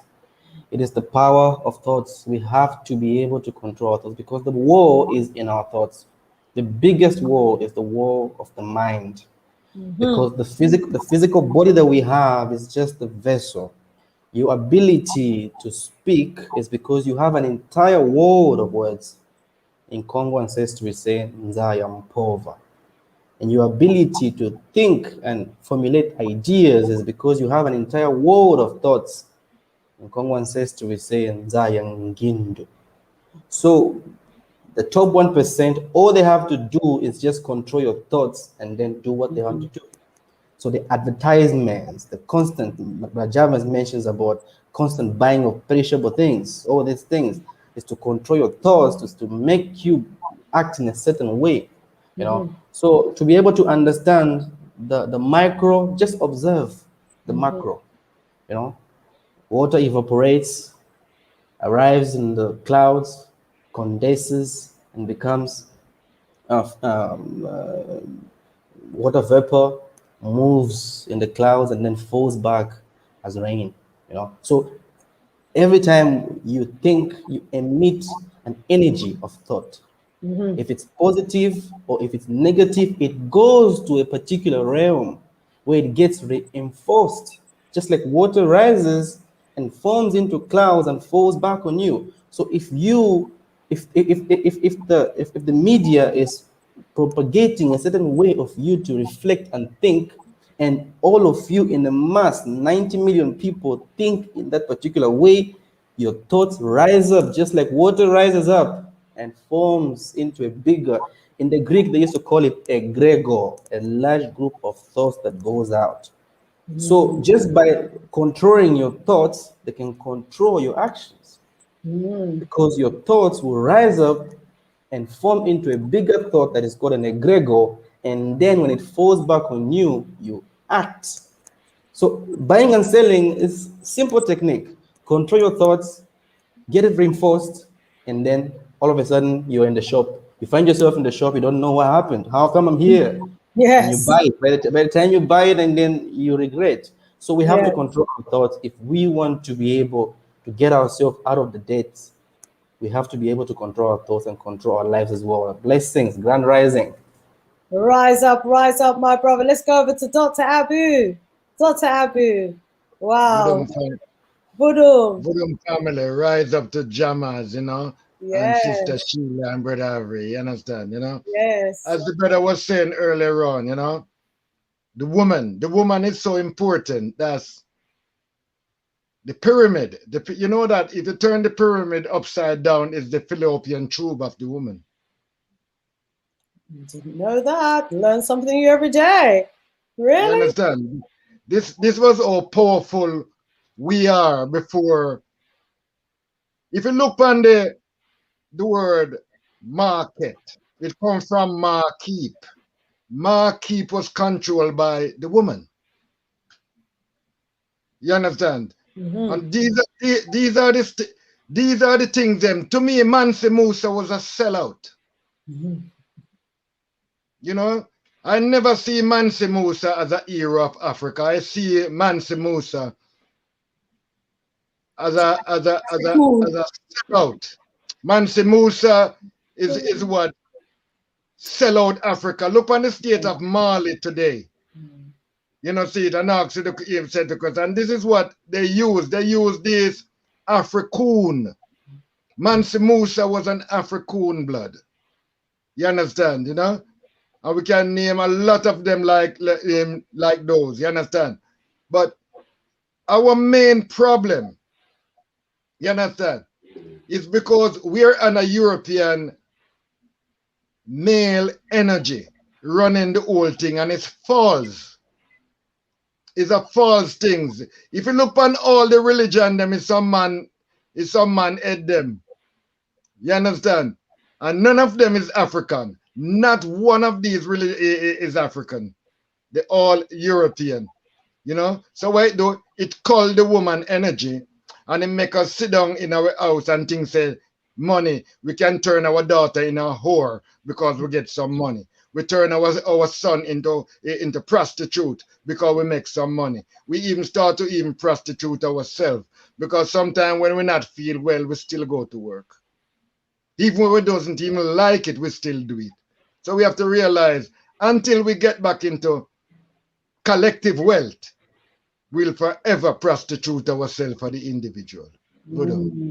Voodoo, rise up, Dr. Abu, as always. We need to get back definitely, into our right minds and into, ourselves indeed. And it was Marcus Garvey, I think it was, that said this. I've got these words here. No race is free until it has a strong nation of its own system of governance, its own order of society. Never give up this idea. Let no one persuade you against it.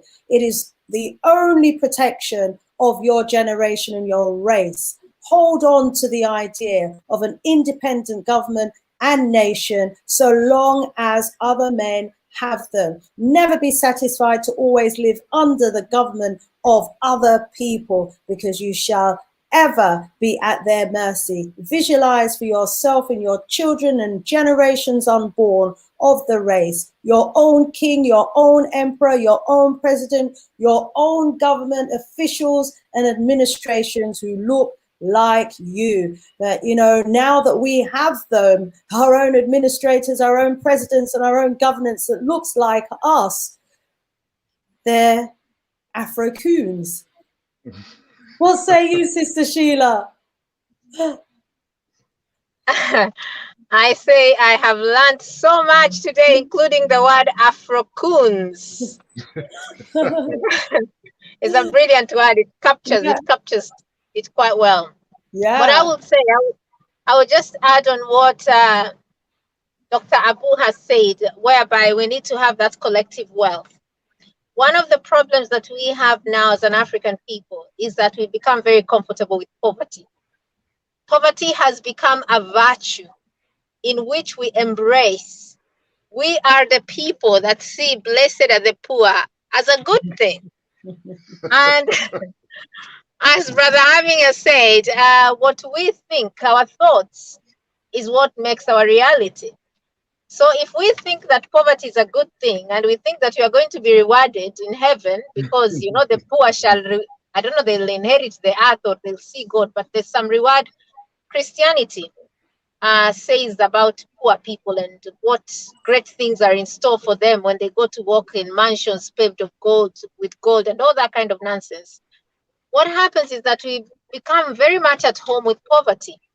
And when you become so at home with poverty, it becomes very easy for you to let people come and trade and raid you, as what Brother James was saying. It's very easy for you to come and let foreigners come and raid your wealth from your women, from your men, from your children. Because you know what? If you are poor, it's okay. You'll be blessed. You'll be rewarded handsomely in heaven because of your poverty on earth. So what I would say to my people, we need to start condemning poverty. Poverty is unnatural. It's unnatural. It goes against nature. When you look at what nature gives to us, nature gives in abundance. We need water. Nature gives us so much water. 70% of our planet is water. We need air. Nature gives us so much air that we never have. These people, if they could monetize air, they would do it. But it's so much of it. So much of it. We need the heat, the fire, the sun. Look at the sun. So much heat that now people are talking about global warming. We need the earth. There is earth all around us. It's vast. When you look at even the plants and the animals and everything that nature provides, the flowers, the people, including human beings, it's just in abundance. Nature does not provide anything in scarcity. So this idea of poverty, this living in lack, is unnatural. It is against nature. And we as an African people, we are the people of nature. We should not embrace poverty as a good thing. So it has to start from our heads. We have to say, you know what, if poverty is what is sold to us as a good thing, and debt, the debt we have as an African people, that leads to poverty. This IMF and these foreign investors, or whatever we call, they bring poverty. Religion, of course, is the one that's telling you poverty is a good thing. These cuisines we are eating nowadays, they bring poverty, because when you're of poor health, you cannot be rich, you cannot be wealthy elsewhere. So we as an African people, first of all, have to have serious conversations about our fascination and our leniency when it comes to poverty. And we have to say poverty is unnatural, and we want nothing, completely nothing to do with it. Because nature does not do poverty. Nature does not do scarcity. Therefore, if we are going to adopt a system that's not ours, that is going to bring us all this poverty, we reject it. We have to reject it. My people, poverty is not a virtue. It's a vice. It's unnatural. And once we know that we are people of abundance, we are not people of poverty, we will stop this exploitation of us, of our energy by others that keeps us in poverty. We'll stop it. But first we have to know that poverty is unnatural and we have to condemn it. I give thanks.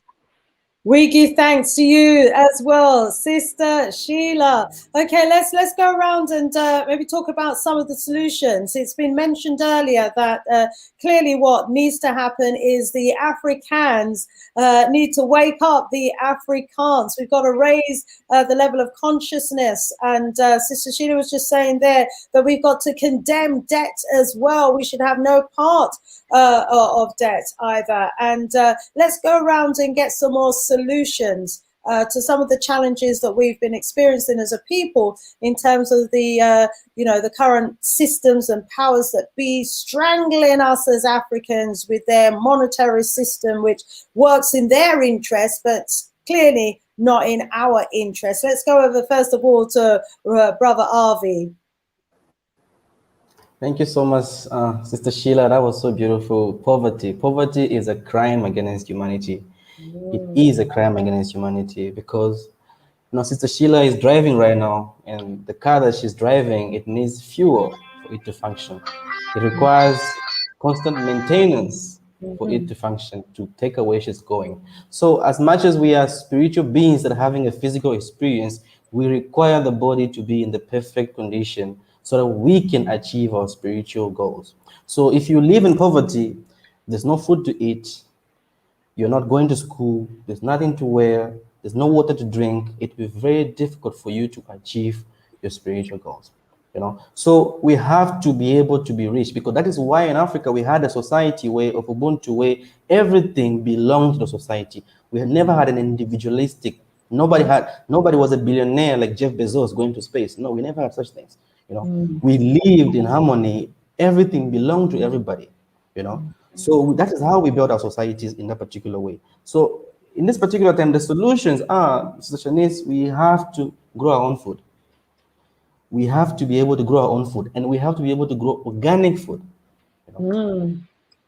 We have to be able to design our own educational system that is bounded by African values and virtues. Educational system that teaches a person to learn about, to discover their gifts and their talent and how they can serve the society, not have a degree to look for a job. No, we in Africa, we value the gifts of each person. When a child was born, we discovered their gifts and their talent at a young age, and we nurtured them. We never spent time in school learning 15 subjects, and then end up as a doctor or something like that. No, we basically encourage our gifts and our talents. We divide our societies into tribes. We had the fishing tribe, we had the mining tribe, we had different tribes, people with different capabilities and strengths were put in groups to be able to improve the society. So we need to be able to have our own educational system. We need to be able to grow our own food. And then we need to obtain land. Land is very important. We need to own our land. To have an experience in this particular world, we have to have land. Without that, it'll be very difficult. So we have to control what we consume. We have to control what we let into our mind as Africans. And then that's the only way we'll be able to live properly and set ourselves free. So that is the step I could say for now, to be able to tackle the poverty, because with the poverty that we have in Africa, because for the West, the poverty is a strategy for them. As long as they keep you poor, they know that you will not be able to attain your full potential and purpose. So we have to eradicate poverty completely, so we can be able to provide a situation where people can be able to evolve and live to their fullest potential and abilities. Grand rising. Rise up, my brother. Absolutely agree with you there on all of those suggestions as a solution towards the problems that we are facing today as a people. Absolutely agrees with you and Sheila on that. Poverty is indeed a crime, and if we continue to live in an impoverished state, we can look to Haiti and see the situation that they're facing there, and that is not the sort of image that we want for the entire African world or wherever we are as a people. Dr. Abu, suggestions, please, for solutions, and then we'll go over to Sister Sheila, and then we'll look into the chat as well to see what suggestions they have there. What's for solutions? Well, give thanks. You're talking about poverty. Poverty is European cultural aggression. You understand, You got to realize that poverty derive from the cave. When you're impoverished, you never have nothing. You understand? Poverty even change your lifestyle. You understand? This is what I'm saying. Poverty, democracy, and Christianity is European cultural aggression. And they import it right around the world. You understand, And then put it in such a package. That we buy into it. You understand? And say that our brothers and sisters in poverty because it doesn't have a 40-inch screen color television. Oh, he's in poverty because it doesn't have a mobile phone. No, you're in poverty because you don't have your mind. They take away that and replace it with artificial things. Poverty. To define poverty is when we bleach our skin, wear Indian people ear on our head, and African man behaving like say they are a woman, or African woman behaving like say they are a man. That is poverty. You understand? We are coming from a land of abundance. You understand? And because we become addicted to white privilege, then we end up in this poverty state. You understand? So when I see my African brothers and sisters, I see richness, I see life, I see continuity. You understand? And this is what we have to see in one another. Your richness is my richness. Your health is part of my wealth. And that's how we have to see one another. But because we are so numb by their artificial things, we lost the feeling of one another. You understand? You know, you hear them said, you have lost that loving feeling. No, you have lost that living feelings. So when you're depend now, then just prepare you for death. You understand? And keep you. But him preparing you for death and keeping you in debt. That's the way of doing things, you know, voodoo. Fudum, Dr. Abu, keeping us in debt and preparing us for death. What a life. And while we, put off everything that we could be having here on earth for the dream of having it in heaven somewhere. For real, Dr. Abu. Fudum. Sister Sheila, over to you. Solutions. The solution, for me, there is always one solution, and that is to know yourself. When you know yourself, you get your self-worth, you get your self-love, you get your self-value. And on top of it, you also know the enemies. When you don't know yourself, you would actually think your enemy is your friend. And therefore, you will agree with everything that your enemy says about you, and you will follow what the enemy is telling you, and you will be led down the cliff, and you would not know that you're being led down the cliff. That's where we are as an African people. We have lost that knowledge of self. And that is why we are here taking on the levels of poor countries and developed countries and all this kind of thing. Today, in the UK, the traffic has been mayhem. The traffic here in the UK and the traffic in Kenya, which they always complain about, there is no difference. Same thing. But when the people from here go to Kenya or African country, they speak about the mayhem on the road, how messy it is, and all these kind of things.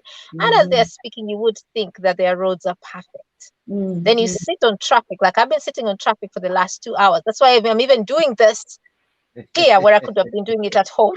It is the traffic. It is the traffic. So what I'm trying to say, we have taken on labels that are not true. And the danger with this is that what you think eventually becomes your reality. So we've taken on the label that we are poor, whereas as I was starting this conversation, I said, they are the ones that need us. We don't need them. And why do they need us? It's because we are rich, we are abundant, we are wealthy, not only in physical material resources, but also in spiritual resources, also in the body composition, in the makeup that we are. They live off us. They live off our energies. Without us, they can't really survive. So you see, we are the rich people. We are the wealthy people. We are the original people. But because we don't know ourselves, we have put ourselves in this place, or we've been put in this place, and we've accepted that place whereby we think we are helpless, we are powerless, we are poor, we are stupid, we need help, we cannot help ourselves. Therefore, we go with this begging bowl in hand, and we go to the enemy and say, can you kindly help us? And the enemy says, right, I will help you. I am your savior. Have this Bible, turn the other cheek and wait for your mansions in heaven, and all that kind of thing that puts us in this poverty state. So the solution for me is know yourself. And the first step in knowing yourself is first and foremost getting rid of anything that's foreign in your mind. And for me, I always go back to religion. Start there. Sometimes all you have to do is just say, you know what, I turn my back on these foreign religions. And once you start on there, once you remove that software of religion, the foreign education will go. The foreign pharmaceutical health system will go. The foreign political governance systems will go. The foreign family structures will go. The foreign ideas will go. Start with taking out, first of all, that religious software. That is my solution. I give thanks. We give thanks to you as well, Sister Sheila, for a very comprehensive response there as well. Yes, all of those systems need to go. And what we need to put back in our minds when we start to reclaim that knowledge of ourselves is knowledge of our culture. So, in terms of who we are as a people, where is that quote that I had? Here it is. Apparently this was said by Sir Edward Burnett. He's the one who's supposedly credited with providing us with the earliest definition of culture. That's their early definition of culture. As we know, we had much earlier definitions and understanding of culture, and we practiced our culture, and it's our culture that kept us together as a people. It was our culture that made us great. And but anyway, he defines culture as that complex whole which includes knowledge, belief, art, morals, law, custom, and any other capabilities and habits acquired by man, and women as well, as a member of society. So what does that mean for us as a people then? If we have lost our culture, if our cultural modality has now been replaced with either the culture of the French or the culture of the Portuguese or the culture of the Spanish or the culture of the British and the English over hundreds of years. What does that mean for us as a people? It means that, you know, the thousands and thousands of years of culture which we had built up over those, you know, thousands, those centuries, that complex system that we all held dear, you know, that taught us who we were as a people, that where within the culture where we got our knowledge from, our belief systems from, our morals, our laws, our customs, you know, all of what we stood for as a people. You know, when one loses their culture, they lose all of that. And of course, in there is the language and the arts, you know, and how we built our buildings, how, you know, we did our agriculture, how we did everything. All that knowledge that had been acquired and built up over thousands of years, you know, has been lost to us as a people and replaced, as Sister Sheila says, with a new software, you know, that is alien to us. So here we are as the hardware, you know, with somebody else's software operating this body and, you know, telling us how we should think. And we wonder why we can't advance as a people, because, you know, our very sophisticated, high cultural and high scientific way of life that we had developed over thousands of years, you know, that enabled us to build great cities and great kingdoms and have control over everything, you know, that has been over the hundreds of years systematically just wiped from our memory and replaced with a Eurocentric crap, replaced with crap basically, that is leading to our destruction. Jump in here, Dr. Abu. Was it you that would? A people who can't control them erection can never point you in the right direction.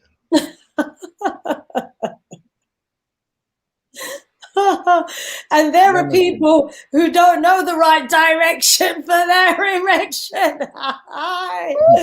The romantics come out, but let's not go there right now. You know, so we have to understand the extent to which, you know, us losing knowledge of our culture has actually destroyed, you know, our knowledge of ourselves, our knowledge of how we did what we did, our principles, our precepts, our language, you know, everything has just been totally destroyed. Our morals, our customs, our literature was all burnt, our libraries burnt down, our cities burnt, you know, so we have been destroyed as a people mentally. Although we're still here physically, we're trying to rebuild, you know, now who we were as a people. We're trying to find out who we were. And once we find ourselves and acquire that knowledge of self, we will be unstoppable. Yes. We've got to take responsibility for our learning and for nurturing our children. And, you know, it's like trying to rebuild the house that has been totally destroyed, one brick at a time, and not even know where we used to go for those bricks.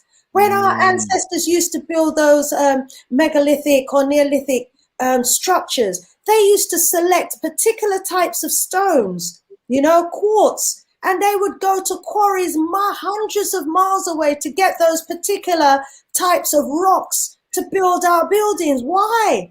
You know, what was so significant about those particular rocks that we used to use to do our buildings. You know, that knowledge has been lost. You know, so much knowledge has been lost. Time is whizzing by. Let me run round and give everyone just a minute each in closing. Wow, wow, wow. Family in the chat. Sorry, you know, I'm going to come to you as well. Brother Avery, thank you for joining us. Let's give you a minute to close. Thank you so much for being here. It has been an educational institute. This is the kind of education that we want. This is the way I just imagine the schools of the future where you'd see our children sitting down and listening to the wisdom of the wise. This is how we taught our children. You know, we didn't lock them in a room in an AC for 8 hours. No, we taught them from the wise. They learned from the old people. And from this is beautiful. I've learned a lot. I'm honored to be here. It's a blessing. I hope to come again and be invited again. I bless you all, and I hope that we can all come together and be the African, you know, and be the African for sure. And I think we have the potential. We have the potential to get there because we are making the decisive decision to change our minds and change our life. I like that, Dr. Abu. I like that the man that cannot control his direction. Definitely, the direction is lost. Grand rising, grand rising. Rise up, rise up. Dr. Abu. Vodum family, Vodum, you know, to all our family in the audience, you know, taking in the vibration. I want to rise them up because without them, they are the one that helped to make this show what it is, you know. Sister Sheila, rise up, Brother Avery, a beautiful vibration. Jammaz, Brother Sean, Sister Shanice, hey, always my sister, you know, just keep on doing the work because our work is our prayer, you know. I don't stop work or pray. I just continue the work, you know, and that's the African way. All the other rest of thing is European narrative, and it's full time. We start do the work and let go the pray because we do high praise and low in productivity. So Vodum family. Vodum. Vodum, Dr. Abu. Honor all the time. Sister Sheila. I say thanks. I give thanks. It's always an honor to come here and be in the company of my people. And these are the steps that we make towards our own growth, our own emancipation, our own story, and our own culture. We are bringing back our culture. We are endorsing our youths to, you know, step up to the African culture. It is through shows like this. It is through conversations like this. So all these conversations, they are part and parcel of our growth. So I give thanks to my fellow panelists, and I give thanks as well, to the audience as well. I give thanks. We see you next strong. We give thanks to each and every member of the panel. We give thanks to everybody in the chat. I've been posting your suggestions and ideas for solutions, and absolutely agree. We need to change the narrative. We are wealthy. We are rich. We are definitely not poor. And yeah, that's the message that we're going to be leaving on today. Us wealthy Africans, us rich Africans are on the road to restoring everything that was being taken from us. One love, family. All being well, we'll be back next strong. We've got Leader Bandaka joining us next strong. Stay powerful, everybody. One love. Ashe. One love.